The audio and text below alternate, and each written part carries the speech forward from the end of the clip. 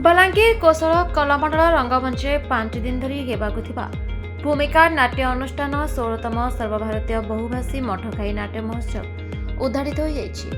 महोत्सव कमिटीर अध्यक्ष पूर्वतन मंत्री नरसिंह मिश्र उपस्थित रहे। पूर्वतन झारखंड राज्य मुख्य विचार तथा वर्तमान भारत सरकार जीएसटी एपिलेट काउंसिल अध्यक्ष जस्टिस डॉक्टर संजय कुमार मिश्र मुख्य अतिथि भाव जोगदे जीवनटा एक नाटक सृष्टा जहाको जहाँ अभिनय देछि ताहा आमे समस्ते अभिनय करुछि बोली कहिथिले। सम्मानित अतिथि भाव संवाद एवं Kanak news group editor Bhabani Shankar Tripathy कलार केबे मृत्यु नहीं यह निरंतर प्रभावमान नाटक बंचिथिबा पर्यंत मनीष निजर अभिनय कर चलिथिबा बोली प्रकाश करथिले।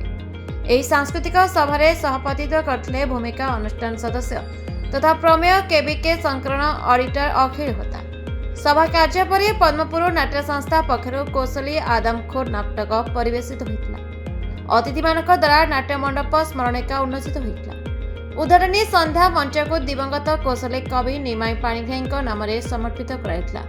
पूर्वाह्न अनुष्ठान तरफ पथोत्सव सांस्कृतिक कार्यक्रम सहर विभिन्न प्रांत अनुष्ठित होता।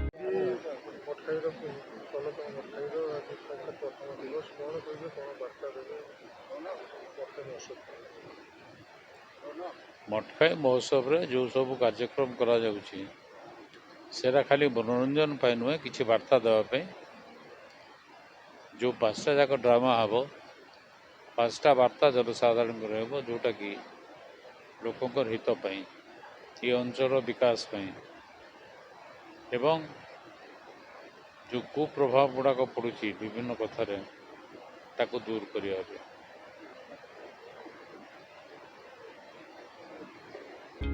बलांगीर जिलारो संतोष कुमार पटनायक रिपोर्ट विचित्र दुनिया।